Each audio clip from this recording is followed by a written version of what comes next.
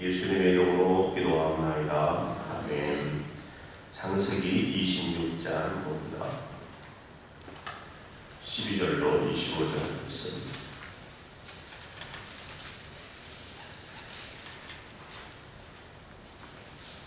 창세기 26장 12절로 25절 말씀까지 봅니다. 우리 다같이 한 목소리로 기도합니다. 이삭이 그 땅에서 농사하여 그 해에 100배나 얻었고 여호와께서 복을 주심으로 그 사람이 장대하고 왕성하여 마침내 거부가 되어 양과 소가 때를 이루고 종이 심히 많으므로 블레셋 사람이 그를 시기하여 그 아버지 아브라함 뒤에 그 아버지의 종들이 판 우물을 막고 흙으로 메웠더라. 아비멜렉이 이삭에게 이르되 내가 우리보다 크게 강성한즉 우리를 떠나라. 이삭이 그곳을 떠나 그날 골짜기에 장막을 치고 거기 거주하며 그 아버지 아브라함 때에 봤던 우물들을 다시 봤습니다. 이는 아브라함이 죽은 후에 블레셋 사람이 그 우물을 메웠습니다. 이삭이 그 우물들의 이름을 그의 아버지가 부르던 이름으로 불렀더라.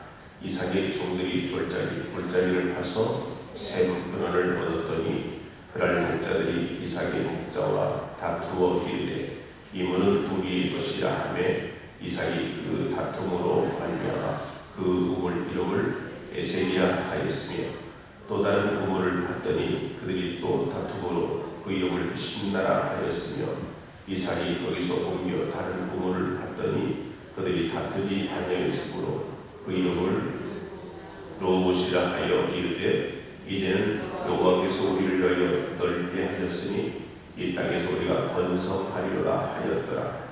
이삭이 거기서부터 부엘세바로 올라갔더니 그 밤에 여호와께서 그에게 나타나 이르시되 나는 내 아버지 아브라함의 하나님이 두려워하지 말라. 내 종 아브라함을 위하여 내가 너와 함께 있어 내게 복을 주어 내 자손이 번성하게 하리라 하신지라. 이삭이 그곳에 제단을 쌓고 여호와 이름을 부르며 거기 장막을 쳤더니 이삭의 종들이 거기서 우물을 받더라. 아멘.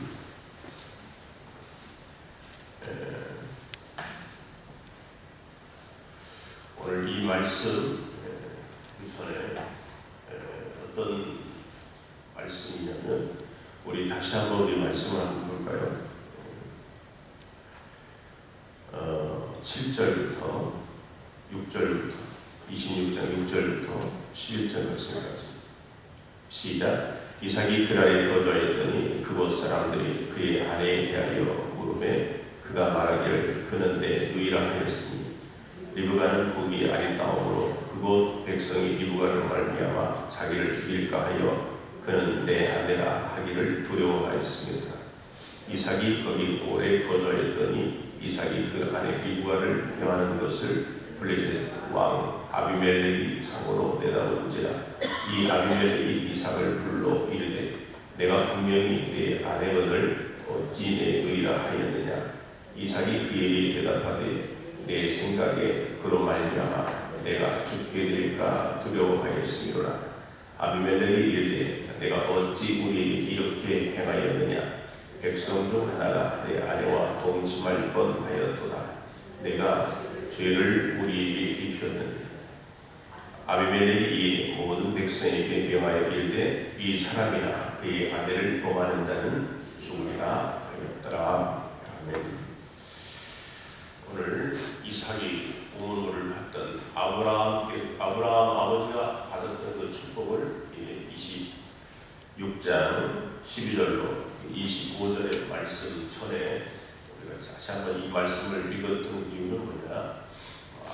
이삭이 실수함으로 그 실수도 하나님께서 덮어주시고 하나님께서 인도해 주시는 그 장면을 우리가 지금 성경을 통해 봤습니다. 사람이 예수님을 만나게 되면 그 인생이 180도로 바뀝니다.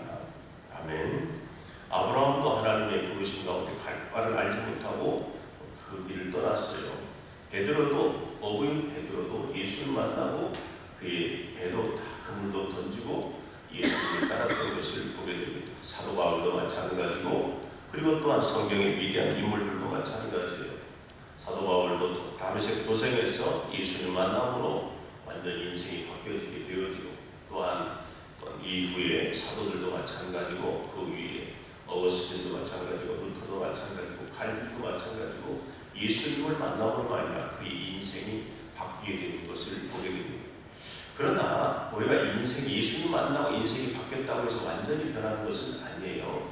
예수님을 만났다고 하자마자 우리 인생이 완전한 그런 성숙도로 변하는 것이 아니다.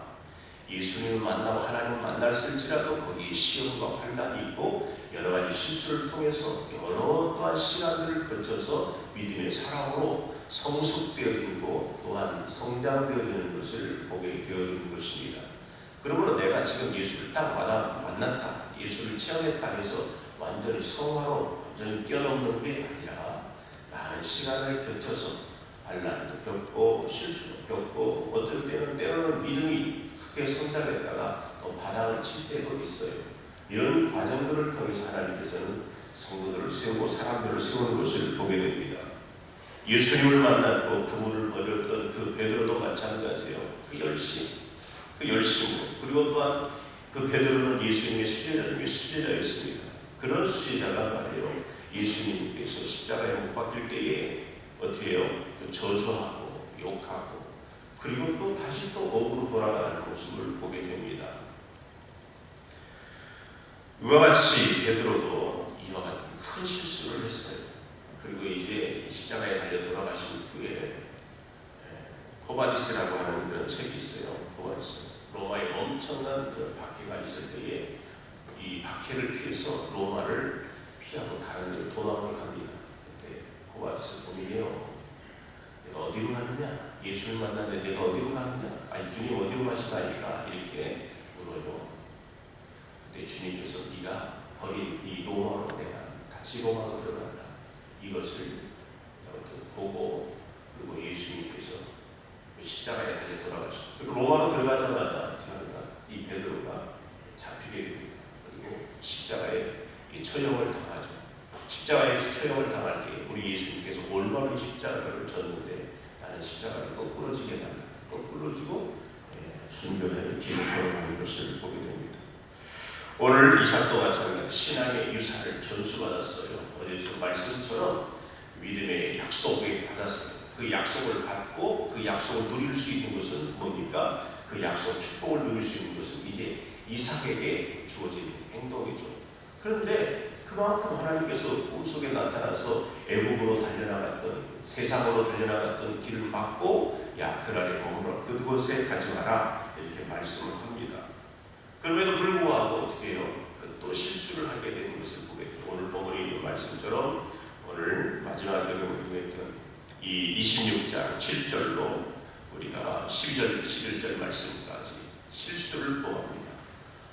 아버지가 범했던 그 실수를 똑같이 범하는 것을 보겠죠. 아브라함의 그 순종의 모습 그리고 말씀을 땅에서 향해서 달려나갔던 것들 오늘 본문에 있는 말씀에 보면 이삭은 이 축복의 계승자였고 말씀의 또한 사람이었고 하나님을 만났던 사람이에요.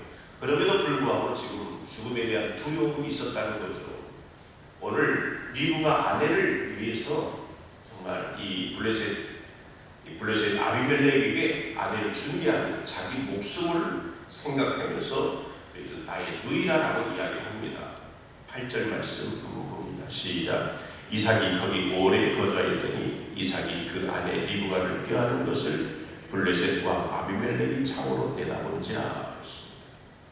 자기 목숨을 위하기 위해서 리브가를 나의 누이라라고 이야기하는데 아마 좀 이상해요. 블레셋 아비멜렉 왕이 이상한 것 같아서 야 좀 잘 감시를 해라. 근데 감시를 하고 보니까 어떻게 해요? 이 이삭이 리브가를 사랑하는 마음으로 이 아내를 안았어요. 이 거짓말이라는 것이 금방 발각이 납니다. 그래서 오늘 본문에 이삭이 뭘 두려워해서 그렇게 속였냐? 7절 말씀 시작. 그곳 사람들이 그의 아내에 대하여 물으매 그가 말하기를 그는 내 누이라 하였으니 리브가는 보기에 아름다움으로 그곳 백성이 리브가로 말미암아 자기를 죽일까 하여 그는 내 아내라 하기를 두려워하고 있습니다. 자기가 죽임을 당할까 봐서 누이라 했다라고 이야기합니다. 아내가 빼앗기기 위해서 염려한 게 아니고 지금 자기가 죽을까 봐서 아주 이삭의 인간됨을 우리에게 지금 보여주고 있는 거예요. 아주 전형적인 인간의 모습, 믿음의 수준을 지금 우리에게 보여주고 있는 것입니다. 축복의 약속을 받고 또 어떻게 합니까? 하나님을 보았고 그리고 하나님의 음성을 들었어요. 그러면 좀 믿음으로 이렇게 달려나가야 되는데 이건 정말로 자기의 목숨을 구원하기 위해서 아내를 팔아먹는 것을 보게 됩니다. 잠언 28장 1절 말씀에 악인은 쫓아오는 자가 없어도 도망하는 의인은 사자같이 담대하리라. 여기서 악인이라고 하는 것은 믿음이 없는 사람을 악인이라고 이야기합니다. 오늘 잠언 기자에 보면 아무도 이삭을 죽이려 하지도 않았어요. 그럼에도 불구하고 자기 스스로가 두려워하여서 믿음을 탈선하는 것을 보게 됩니다. 하나님을 잃어버리고 배웠던 것도 잃어버리고 아버지로부터 받았던 그 신앙의 교육도 다 잊어버리고 그리고 하나님을 만났던 체험도 하나님의 음성을 들었던 신비적인 그런 체험도 다 잊어버렸다라고 하는 것이에요. 여러분 믿음의 종류는 세 가지 종류가 있습니다. 첫 번째는 지식의 수준이 있어요. 지식의 수준. 그건 뭐냐? 성경적인 지식을 많이 알고 있고 또한 하나님의 어떤 분이라는 것도 알고 있습니다. 이걸 바로 지식의 믿음이다 라고 하는 거죠. 두 번째 믿음은 어떤 거냐? 체험적인 믿음이에요. 성경의 체험도 하고 시험 또한 신비적인 그런 체험도 하고 방언도 하고 여러 가지 그냥 뜨거운 믿음이 거기에 있습니다. 세 번째 믿음은 뭐냐? 바로 생활 속의 삶 속에서의 믿음이다 라고 하는 것이에요. 삶 속에서의 믿음. 그래서 삶 속에서의 믿음이라고 하는 것은 삶 속에서 말씀을 적용해 가면서 살아가는 것, 이게 바로 믿음이라고 하는 것입니다. 많이 아는 것과 말씀대로 사는 것이 엄청 달라요. 우리가 성령을 체험하고 뜨겁고 강건도 하는데 생활에서 비난받는 사람들을 많이 보게 됩니다. 기도는 열심히 하고 찬송도 하고 열심히 하는데 생활은 전혀 나타나지 않고 손가락질 당하는 그런 많은 성도들도 보게 되어져요.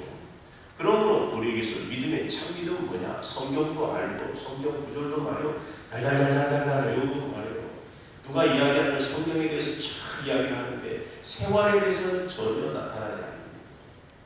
그러므로 우리에게 믿음에 있어서는 먼저 어떤 믿음이 있어야 되냐? 물론 다 중요합니다. 성경의 지식에 대한 믿음도 있고 성령의 체험에 그런 믿음도 있고 다 좋아요. 그렇지만 여러분 말씀에 적용하는 그런 삶이 있어야 될 줄을 믿습니다. 진정한 믿음은 아는 것도 중요하고 많은 체험도 중요하지만 말씀에 또한 지배되는 삶, 적용이 중요하다고 하는 거죠. 성령의 열매를 이야기할 때 고린도전서도 말씀하고 있고 갈라디아서 5장에 있는 말씀 가운데 보면 성령의 9가지 열매가 나옵니다. 그 9가지 열매를 설명할 때 사도 바울이 뭐라고 이야기하냐면 말씀과 성령으로 라고 이야기하고 있어요. 말씀과 성령. 그러므로 우리 성령으로만 되어지는 게 아니고 말씀과 이 성령께서 우리의 마음에 오시고 우리의 삶을 건드려 주시고 인격적으로 변화되어짐으로 말미암아 9가지 열매를 성령의 열매를 맺을 수 있다라고 말씀하고 있어요. 그러므로 하나님이 말씀이 공급되어지고 성령이 함께 하실 때만이 우리는 바로 이 성숙한 믿음의 사람이라 볼 수가 있는 것입니다. 그러나 오늘 이 사람은 말씀에 대한 적용이 지금 전혀 되지 않는다는 것을 성경을 통해서 보게 됩니다. 하나님을 알게 되었고 아버지로부터 또한 보았고 그리고 또한 하나님의 음성을 들었지만 실제적으로 삶 가운데 나타나지 않습니다. 날마다 두려워했다는 거죠. 다른 사람이 아무런 걱정 안 해도 자기 혼자서 내 안에 리브가가 너무 아름다우니까 이 리브가를 때문에 나를 죽이고 리브가를 취할 수 있겠다라는 생각이 들어서 어떻게 합니까? 이 리브가에게 누이라라고 이야기하고 자기가 죽을까 이렇게 이야기하고 있다고 하는 겁니다. 그래서 그는 의인이지만 악인처럼 살았다라고 하는 거죠. 쫓아오는 사람이 없었지만 쫓기는 삶을 살았어요. 어느 누구도 손가락질 안 하는데 손가락질 당하는 것처럼 살았고 정말 쫓아오는 사람이 없는데 불구하고 쫓기는 사람으로 그렇게 사는 것을 보게 되어집니다. 이와는 믿음이 없는 것이죠. 사랑하는 여러분, 우리에게도 마찬가지로 삶에 여러 가지 권고함이 있다면 나 스스로가 또한 어떻게 됩니까? 절망 가운데 있고 그리고 또한 낙심 가운데 있을 수도 있어요. 오늘 이삭처럼 말입니다. 어려움을 당하게 되면 다른 사람은 아무 말도 안 하는데 혼자 자기 스스로 생각에 어떻게 합니까? 자기 자신을 또 이렇게 믿음 없이 두려워하고 공포 가운데 스트레스를 받고 여러 가지 어려운 가운데에 자기 자신을 몰아넣는 것을 보게 되죠. 스스로 어떻게 수렁 속에 빠진 것을 보게 되어지는 것입니다. 믿음은 삶에 적용이 있어야 되는 것이 어떻게 사느냐, 어떻게 행동하느냐가 문제라고 하는 것입니다. 그러므로 믿음을 어떻게 활용하느냐, 우리의 삶 가운데에 잘 활용해야 될 줄을 믿습니다. 그래서 오늘 흉내이들과 애굽으로 내려가면서 날려갔던 것, 세상을 향해 달려나갔을 때에 믿음도 버리고 하나님도 버리고 그리고 약속도 버렸던 이 이삭, 이젠 아내까지 팔아먹고 죽게 자기의 목숨까지 위태로워서 두려움, 불안, 그리고 또한 근심, 염려에 사로잡혀서 거짓말까지 하는 이 이삭을 우리에게 지금 소개하고 있습니다. 뿐만 아니라 12절, 13절 말씀해 보니까 한번 읽어봅니다. 시작. 이삭이 그 땅에 농사하여 그의 100배라 얻었고 여호와께서 복을 주시고 그 사람이 창대하고 왕성하여 마침내 거부가 되었더라. 오늘 본문에 있는 말씀입니다. 믿음도 없이 불안의 염려에 쌓여있는 이 사람이 무엇 때문에 이렇게 복을 받습니까? 아내도 팔아먹고 자기 죽을까 봐서 염려하고 불안해하고 늘 이렇게 정말 쫓기는 그런 인생인데도 불구하고 하나님께서는 지금 이삭을 축복해 줬어요. 그곳에서 거부가 되었다라고 이야기합니다. 이것이 바로 하나님의 은혜요 축복임을 여러분 믿으시기를 바랍니다. 세상으로 갔다가도 하나님께서는 끝까지 그 사람을 책임져 주신다고 하는 사실을 기억하시고, 언제나 우리도 마찬가지로 이삭처럼 불안해 있을 때도 있고 또 어떻게 합니까? 믿음을 팔아먹을 때도 있어요. 그러나 그런 것 가운데서도 하나님께서 축복의 손을 펼쳐주시고 어제 약속한 그 약속대로 하나님께서는 그 이삭을 축복해 주시는 그 놀라운 손길을 보게 되어지는 것입니다. 오늘 이삭이 세상으로 갈 때에 하나님께서 그에게 나타나셨듯이 이삭이 불신앙으로 말미암아 두려움과 공포에 휩쓸려서 거짓말을 하고 일상을 때에도 그를 보호하시고 그에게 함께하시고 축복해 주시는 그 하나님, 오늘도 우리의 모습 가운데 이삭의 모습이 있지 않습니까? 이삭처럼 두려워하고 또한 염려하며 근심하는 그런 일들이 많이 있습니다. 살다가 보면 때로는 힘들 때도 있고 괴로운 일도 있고 곤고할 때도 있어요. 그러나 그 가운데서도 오늘 이삭을 보호하시고 축복하시고 인도하시는 하나님의 손길을 보시고 오늘도 주님을 의지하며 승리할 수 있는 저와 여러분들이 주님의 이름으로 부탁을 드립니다. 오늘도 기도하실 때 하나님 내 곤고함과 어려움과 이 모든 상황을 아시지 않습니까? 이삭을 이렇게 인도하시는 것처럼 나 또한 하나님의 자녀요 약속의 자녀요 또한 축복을 받은 믿음의 계승 자입니다. 주님, 저도 이삭처럼 인도해 주시고 보내달라고 기도하시는 저와 여러분들 때에 성령께서도 함께하여 주실 줄을 믿습니다. 좋으신 아버지, 때로는 원망하고 때로는 불평하며 믿음 없는 것처럼 보일 때도 있습니다. 그러나 하나님, 오늘 믿음에 있어서 말씀의 적용에 나가는 것이 참된 믿음임을 알고 오늘 그 말씀을 받은 저와 여러분, 우리 사랑하는 성도들이 오늘 또 이삭의 축복을 받으며 달려나갈 수 있는 은혜가 있게 하여 주옵소서. 힘들고 어렵고 또한 죽음 가운데 있을지라도 이삭을 축복해 주시며 인도해 주시는 것처럼 우리 또한 인도해 주시고 우리 사랑하는 믿음의 권속도를 인도하사 하나님의 영광이 드러날 수 있는 귀한 복된 날 되게 하옵소서. 예수님의